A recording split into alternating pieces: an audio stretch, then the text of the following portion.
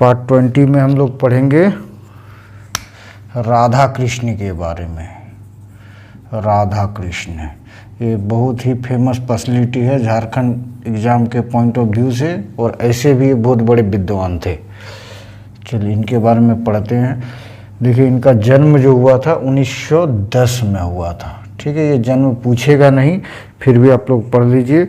और 1979 में इसकी मृत्यु हुई थी, तो ये ज़रूरत नहीं याद करने का, फिर भी याद कर लीजिए। राधा कृष्ण साहब क्या थे, इसके एक उपनाम थे। उपनाम आप भूलेंगे नहीं उपनाम, इसीलिए मैं इसको लिख देता हूँ, लाल बाबू। इस लाल पेन के वजह से लाल में लिखा, इसलिए आपको याद रहेगा लाल बाबू। ये हिंदी साहित्य के जितने भी लेखक हैं झारखंड में, सबका दादा है। ये सबसे बड़ा है।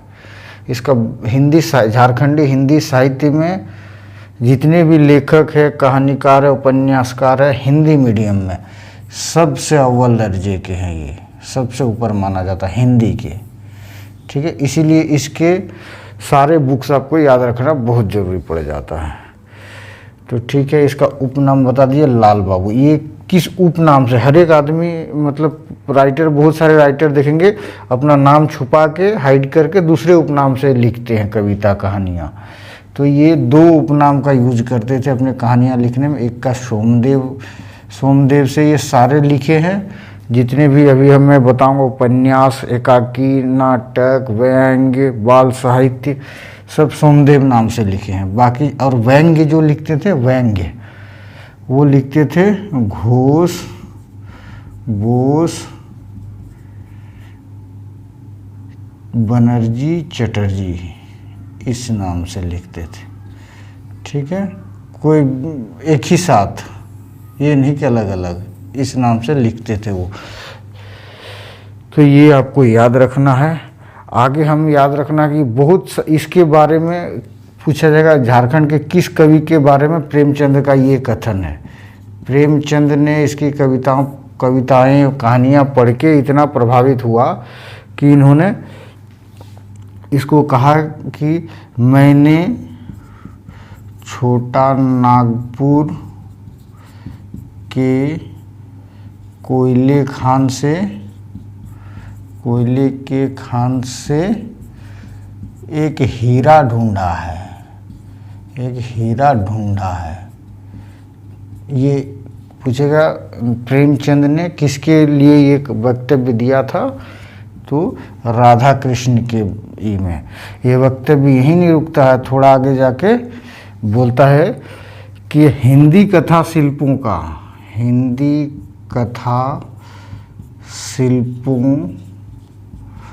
का नाम काट छांट कर 5 भी कर दिया जाए तो राधा कृष्ण का नाम रहेगा,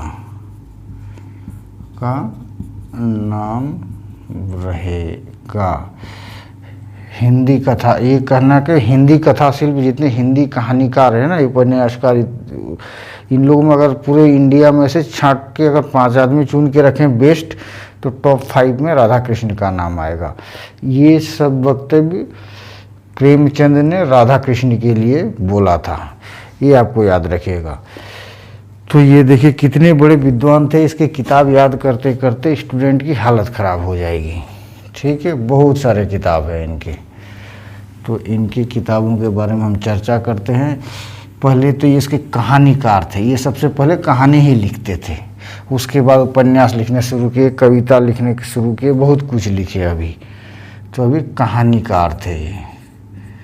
कहानी क्या क्या लिखा, ये पहला कहानी सिन्हा साहब। ठीक है, सिन्हा साहब, ये याद रखना पड़ेगा। सारे हिंदी में है। ठीक है, हिंदी साहित्य अभी बहुत लंबा चौड़ा पढ़ना है, इसीलिए पहले मैं ख़त्म कर देता हूँ राधा कृष्ण साहब का जितने भी बुक्स है, उसके बाद और जितने राइटर्स है उसमें जाएंगे, क्योंकि सबसे इम्पोर्टेंट यही है सिन्हा साहब। बाकी सारे बुक में ये ल बोल के वर्ड आएगा, इससे आपको याद रहेगा। ठीक है, सिन्हा साहब, गेंद और गोल, ये सब कहानी है। गोल लो आ गया। ठीक है, गल्पिका लो आ गया। उसके बाद सजला, सजला रामलीला। तो इससे आप एक ही बार में याद कर सकते हो। ठीक है, सिन्हा साहब में लो नहीं है। बाकी जो इसके कितने बुक हो गए, ये कहानी का संग्रह हो गया। ये कहानी संग्रह है, कहानी नहीं है, दिस इज कहानी संग्रह। बहुत सारे कहानियों का गुच्छा है, 1 2 3 4 5। ये आपको याद रखना ही पड़ेगा किसी भी कीमत पे। चलिए आगे पढ़ते इसके उपन्यास। उपन्यास, ठीक है, ये कहानीकार भी हैं, उपन्यासकार भी है। उपन्यास क्या है? इसका उपन्यास है फुटपाथ, रूपांतर,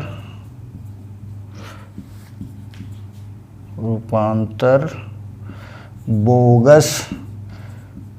सारे इंपॉर्टेंट है, सारे याद रखना पड़ेगा। सनसनाते सपने, सनसनाते सपने, सपने बिकाऊ है।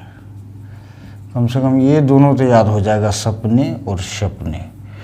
ठीक है, बाकी आपको ये याद करना पड़ेगा। आगे चलते हैं व्यंग्य। इसका एक व्यंग्य फेमस है जो घोष बोस बनर्जी चटर्जी के नाम से लिखा है। दैट इज कॉल्ड चंद्रगुप्त की तलवार। चंद्रगुप्त की तलवार, ठीक है, एक ही है, ये आसान है। आगे हम लोग चलते हैं इसके नाटक। ठीक है, ये व्यंग्यकार भी है, नाटककार भी है, ये भी याद रखिए। भारत छोड़ो, ये नाटक है इसकी, प्लस बिगड़ी हुई बात, बिगड़ी हुई बात। क्लियर? ये 4 चीज हो गए। बाल साहित्य लिखेगा, बाल साहित्य, छोटे बच्चों के लिए जो लिखा है बाल साहित्य, ये भी आपको याद रखना है। बाल साहित्य में इस देश में कौन जीतेगा, इस देश में कौन जीतेगा, और दूसरा है मूर्खों की कहानियाँ, मूर्खों की कहानियाँ।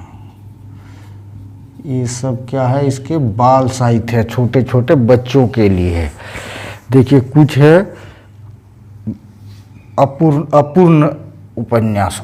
उपन्यास तो ये पूरा हो गया था इसके डेथ से पहले। कुछ अपूर्ण उपन्यास भी रह गए इसके, जो पूरा नहीं हो पाया, उससे पहले उनकी डेथ हो गई। अल्लाह कसम, अल्लाह कसम। हालांकि अपूर्ण उपन्यास आप नहीं पढ़ने से भी चलेगा, लेकिन फिर भी लिख देता हूँ।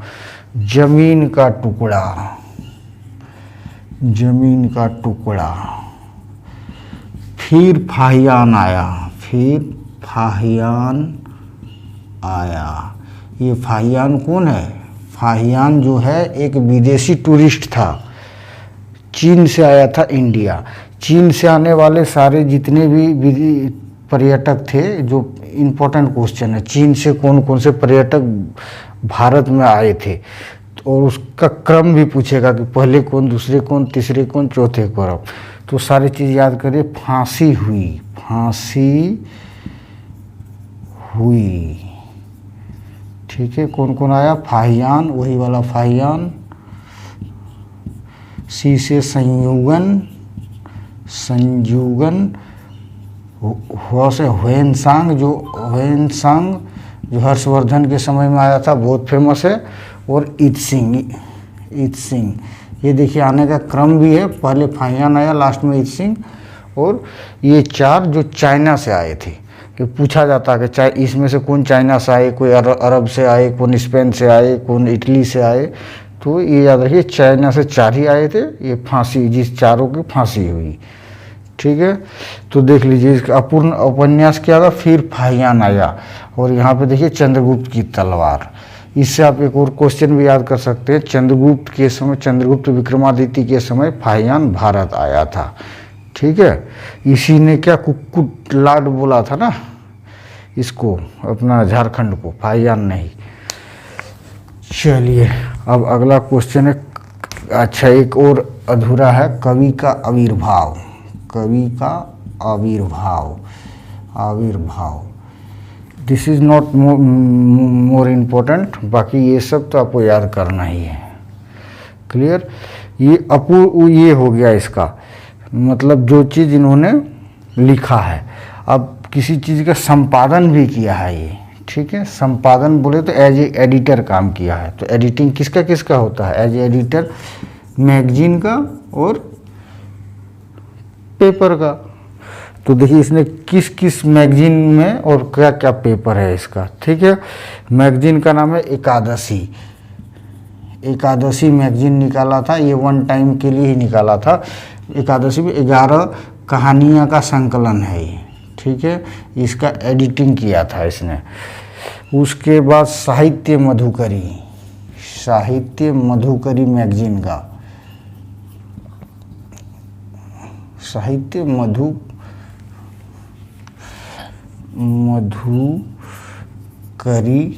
ठीक है। साहित्यश्री, ये भी मैगजीन का संपादन किया था। और जो सबसे फेमस है वो आदिवासी पत्रिका। आदिवासी पत्रिका जो जानना बहुत ज़रूरी है। ये आदिवासी पत्रिका झारखंड आंदोलन को भी आगे बढ़ाया था, प्लस साहित्य को भी बहुत दूर, बहुत आगे लेके गया था। जब हिंदी साहित्य आपको पढ़ाऊंगा तो आदिवासी का पत्रिका का जिक्र आएगा। ये क्यों, ये 1947 इंडिया जब आज़ाद हो रहा था उसी समय से शुरू किया, 1970 तक इसका संपादन किया आदिवासी पत्रिका का। और ये पत्रिका आज भी प्रकाशित होती है और ये बहुत फेमस है। गवर्नमेंट अपने पैसे से निकलवाती है ये। देखिए आदिवासी पत्रिका क्यों फेमस था, जब बिहार था तो बिहार जनसंपर्क विभाग का ये पत्रिका था। बिहार जनसंपर्क विभाग, ये जो डिपार्टमेंट है बिहार सरकार का, इसी का मुखपत्र था आदिवासी पत्रिका, इसलिए फेमस है। अभी ये किसका मुखपत्र है, ये झारखंड जनसंपर्क विभाग का है, ठीक है। झारखंड, इसलिए फेमस है। ये साप्ताहिक निकलता था, अभी भी साप्ताहिक निकलता है हिंदी में, ठीक है। झारखंड जनसंपर्क विभाग का जो भी चीज़ पब्लिश करना है वो आदिवासी मैगजीन में पब्लिश किया जाता है। तो ये आपको याद रखना पड़ेगा राधा कृष्ण साहब के बारे में। लाल बाबू नाम है, इसकी कहानियाँ तो ज़रूर याद रखिए, ठीक है। याद तो सब रखना है आपको अगर आप जेपीएससी का एग्ज़ाम दे रहे हैं। और अगर जेपीएससी दो या फिर जीएसएससी सीजीएल भी दे रहे हैं तो भी याद रखना पड़ेगा। अगर उससे नीचे आ रहे हैं तो आप काट छाट के जितना याद हो रहा है उतना कीजिए। बाकी सीजीएल और इसके लिए तो ये सारे याद रखना पड़ेगा आपका। धन्यवाद आप लोगों का। ख़त्म कर दिया मैंने पार्ट 20 झारखंड व्यक्तित्व। अगले बार दूसरे व्यक्तित्व को लेके आएंगे। Thank you.